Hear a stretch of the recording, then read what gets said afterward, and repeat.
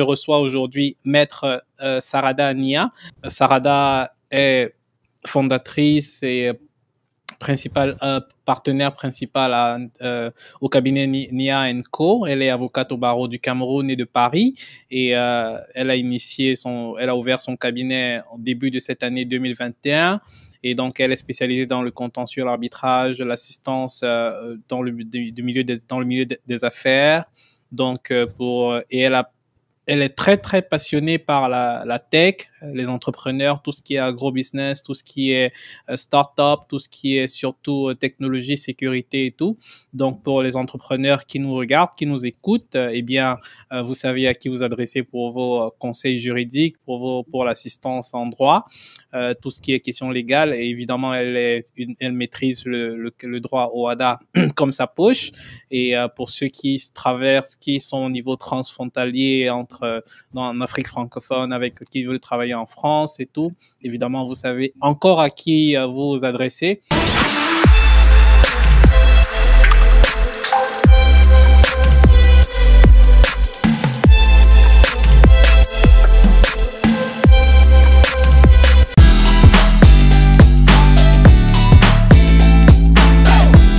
Sur ma tendre enfance, il n'y a pas 45 métiers que je voulais faire. C'est-à-dire que c'est soit j'étais avocate, soit j'étais journaliste, soit j'étais psychologue. Et voilà, j'ai toujours été passionnée par l'idée de parler pour les gens.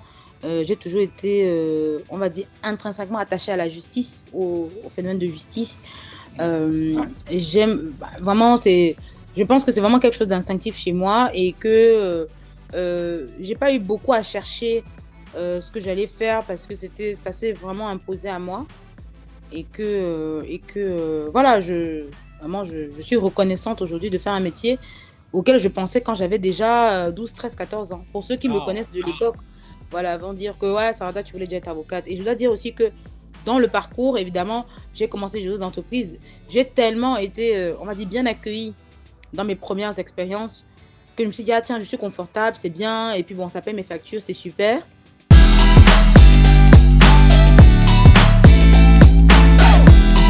Les différences sont peut-être liées au fait que le droit français est très en mouvement par rapport au droit, ce qu'on appelle le droit OHADA, en tout cas pour parler du droit des affaires, parce que le droit camerounais aujourd'hui est très complexe, parce que c'est une série de droits communautaires. Vous avez l'OAPI qui va adresser la question de la propriété intellectuelle, vous avez la CEMAC qui va adresser la question de réglementaire, de droit financier, de marché de capitaux. Vous allez avoir le droit OHADA qui va adresser les droits des affaires générales avec commercial général, droit des sociétés, médiation, arbitrage, qu'est-ce que j'oublie, sûreté, donc droit bancaire dans certaines mesures. Et puis vous allez avoir le droit civil qui va adresser les questions de droit civil, mais qui là pour le coup va du droit local pur, le droit pénal qui bien sûr de sa nature régalienne et aussi du droit camerounais pur. Donc en fait, en droit camerounais, vous avez une espèce de mix, d'un florilège de droits communautaires qui sont mixés pour adresser différentes matières, de différents sujets. Ouais. En droit français, vous avez le droit français et vous avez aussi la conjonction droit français, droit européen. Mais je dois dire que pour la partie, par exemple, le droit OHADA ou la partie OAPI, on est un peu sur des modèles similaires au droit français. Et la partie OHADA absorbe notamment toute la partie droit des affaires. Je dois aussi dire que pour la partie droit civil, c'est quasiment pareil à l'article près. En fait, en droit français, il y a des évolutions qu'il y a eu ces dernières années, notamment les années 2010 et suivantes, qu'il n'y a pas eu dans certains pays, enfin, il n'y a pas eu en Afrique subsaharienne nécessairement. Ce qui fait qu'en fait, par exemple, si je dois parler de droit civil en termes de concordance d'articles, jusqu'à une certaine époque, quand on disait, par exemple, 1385 pour la responsabilité civile, c'était la même chose en droit camerounais, la même chose en droit ivoirien, la même chose en droit français. Aujourd'hui, en droit français, je pense qu'il y a des légers décalages parce qu'ils ont fait des évolutions sur pas mal d'aspects du droit des contrats. Mais pour ceux qui ont fait, comme moi, le droit civil dans les années, enfin, en tout cas, il y a 10 ans ou 15 ans, c'est en fait, quand vous lisez le code civil français de cette époque-là, le code civil camerounais aujourd'hui, c'est pareil. C'est pareil, c'est juste qu'on n'a pas les mêmes commentaires, on n'a pas les mêmes évolutions jurisprudentielles, mais les textes de loi fondamentaux sont quasiment similaires. Donc oui, il y a beaucoup de similitudes. Au droit OHADA, c'est pareil, c'est-à-dire que, bon, évidemment, c'est pas la même concordance, pas les mêmes textes. Bon, On dit droit civil français, on dit droit civil camerounais, c'est plus ou moins pareil. Mais en droit OHADA, non, parce que bon, le droit OHADA, c'est une série d'actes uniformes. Mais dans le contenu, dans la mise en place, c'est pareil. Ouais. Enfin, c'est pareil. C'est moins évolué que le droit français, qui est beaucoup plus technique, beaucoup plus précis, et qui, bien sûr, prend la mesure de toutes les évolutions actuelles de sa société. Et donc, du coup, essaie d'étaler un peu, d'aller un peu plus loin sur certains points. Alors que le droit OHADA, bon, le droit OHADA, il évolue quand même, hein, il évolue quand même, mais il n'est pas aussi pointu sur certains aspects, sur certaines questions que le droit français. Mais les matières sont pareilles, la philosophie est pareille, l'esprit est pareil, et voilà. De ce point de vue, c'est un peu vrai.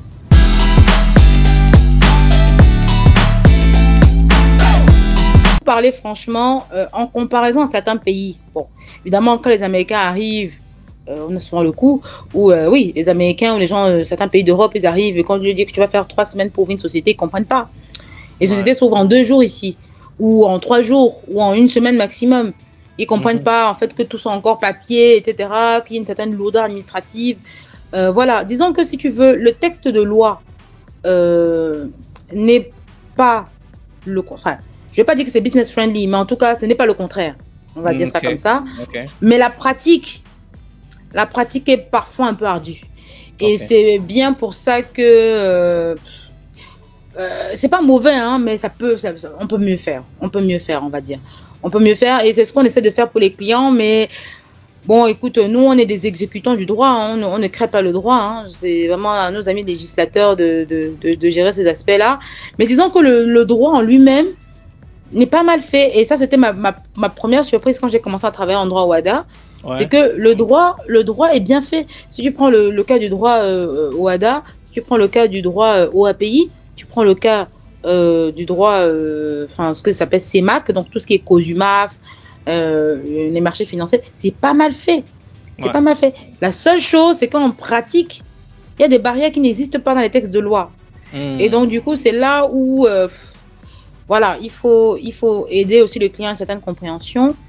Voilà, et puis bon, les habitudes des gens, si tu veux, c'est écrit dans aucun texte de loi. Donc, si tu as toujours, on va dire, des interactions un peu fâcheuses, un peu complexes avec l'administration ou avec certaines personnes de l'administration ou avec certaines autorités, notamment sur les questions fiscales, tu vois, ou les questions de sécurité sociale, bon, je ne sais pas si on peut dire que c'est le droit qui n'est pas favorable à certaines choses, mais si tu veux, voilà, c'est plus la pratique que le droit en lui, en tout cas de mon point de vue. Mais dans tout état de cause, on peut toujours mieux faire. Hein. Ça, c'est pas la peine de dire que c'est génial, alors que bon, tu vois, on peut toujours mieux faire, on peut être plus fluide, on peut être plus pratique, notamment sur les guichets uniques, notamment sur la numérisation de nos procédures, des choses en tout cas qui peuvent être numérisées.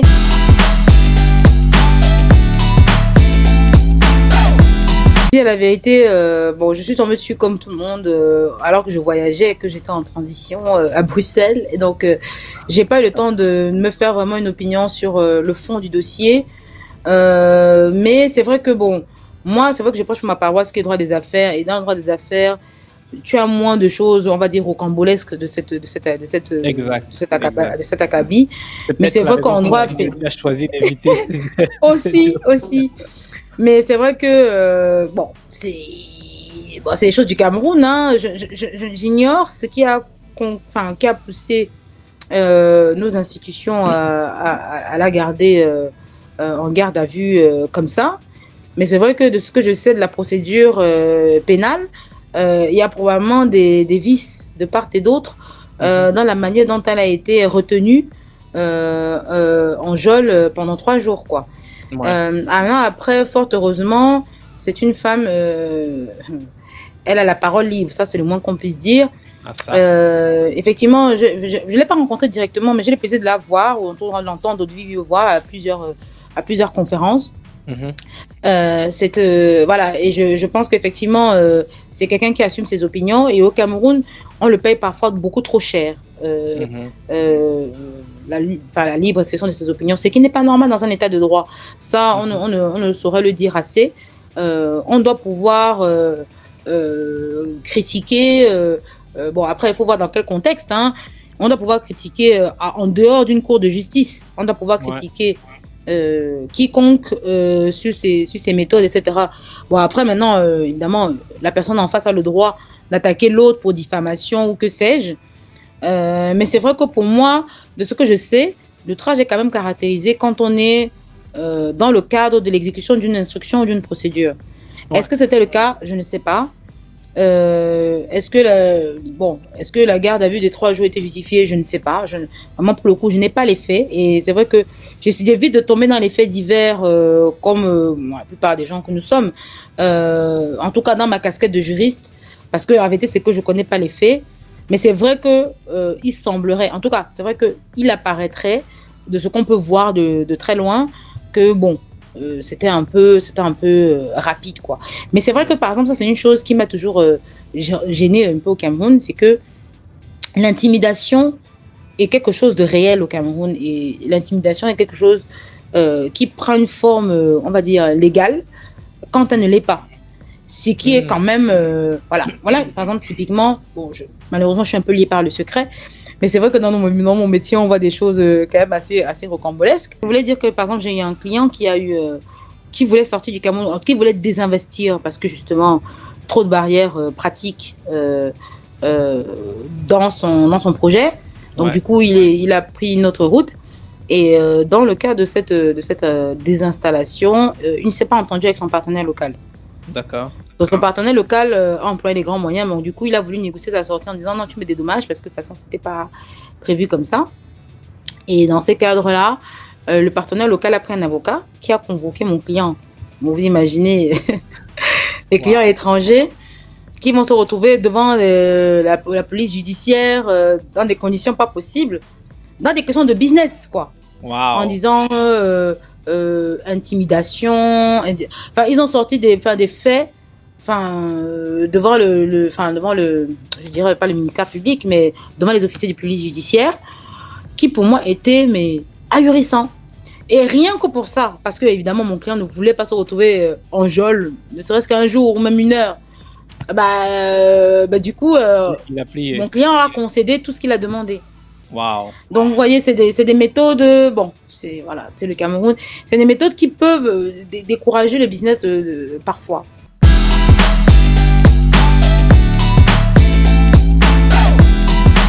Faut savoir quand même que le Covid a, déjà, tout ce qui a été adopté dans le Covid a été adopté, je crois, dans le cadre d'un état d'urgence, et qu'il y a des lois qui sont sorties pour valider tout ce qui se fait aujourd'hui. Donc, c'est pas arbitraire ce que les Français ou les autres d'ailleurs imposent à leurs concitoyens pour des raisons de sécurité publique. Et qui veut dire loi, qui veut dire aussi qu'ils ont mis des choses d'ordre public de telle sorte que tu ne puisses pas y contrevenir pour des raisons personnelles ou prévoir des schémas différents. Ne t'en déplaise, mais même si c'est ta sécurité que tu mets en péril et tout ça, là, ils vont t'imposer une sécurité à toi-même. Mais ça, c'est, encore une fois, on revient sur des questions de politique économique et je ne vais pas entrer dans la philosophie parce qu'on n'en sortirait pas. Mais c'est ça, tout l'écueil du système keynésien qu'est le système français. Donc, qu'est-ce que tu veux que je te dise? Évidemment qu'il y a des pertes. On parle de 30% de perte d'activité. On parle déjà depuis, je vais essayer de regarder mes chiffres là. Les amis, vous en avez une perte d'activité de 10%. 10% bénéficient du fonds de solidarité. Donc en réalité, il y a des pertes considérables. Bon, je suis un peu embrouillée dans mes chiffres. Mais en gros, ce qu'il faut savoir, c'est qu'il y a des fonds de solidarité qui sont mis en place pour atténuer le mal que vivent justement les petits artisans, les toutes petites entreprises et toutes les entreprises qui vendent du service aux individus et qui de ce fait se retrouvent vraiment pénalisés par cette loi. Si elles ont en face d'elles les principes d'ordre public, elles ne pourront rien faire. Elles pourront agir. Donc maintenant, c'est pour ça que les questions sont adressées de par la constitutionnalité de la loi, de par l'entrave aux droits de l'homme, la liberté d'aller et venir et tout ça. Donc, c'est les seules actions qui sont possibles d'adresser contre ce mécanisme-là, dès lors qu'en fait, ils vont s'arranger pour qu'au niveau local, elle est la force la plus importante possible pour pouvoir s'implémenter et se déployer, on va dire, dans le pays et peut-être même dans le continent. Mais à partir du moment où la justice européenne, si je peux appeler ça comme ça, ne corrobore pas avec cette opinion que les Français développaient, on peut s'en sortir. Mais si la Cour européenne des droits de l'homme confirme que le pass sanitaire est respectueux de la Constitution, respectueux de la liberté d'aller et venir, et en fait est une limite justifiée pour des raisons d'ordre public, je sais pas, juridiquement, comme ça, bon, il faut que je m'asseye, hein, on peut trouver une solution, mais c'est vrai, comme ça, de but en blanc, c'est difficile de savoir aujourd'hui, parce que le Covid a quand même sévi. Le Covid a quand même sévi, et c'est comme si quelqu'un te dit, je veux absolument aller en guerre, je veux aller, j'ai mon arme, je suis prêt. On lui dit, non, ne va pas en guerre, tu vas mourir. Il dit, non, je vais aller. En fait, c'est un peu comme ça qu'ils traduisent la chose, puisque quand ils associent le Covid à la mort, et à une mort massive et incontrôlée, dès lors que la contagion est exponentielle et complètement non maîtrisée. Et ils ne peuvent pas se le permettre. Et à partir de ce moment-là, bah, ils vont mettre ça. Je te passe même mon avis personnel sur la question de la pertinence du procédé. Mais c'est vrai que d'un point de vue juridique, ils vont s'arranger à ce que ce soit une loi d'ordre public de telle sorte que aucun... It's my offering.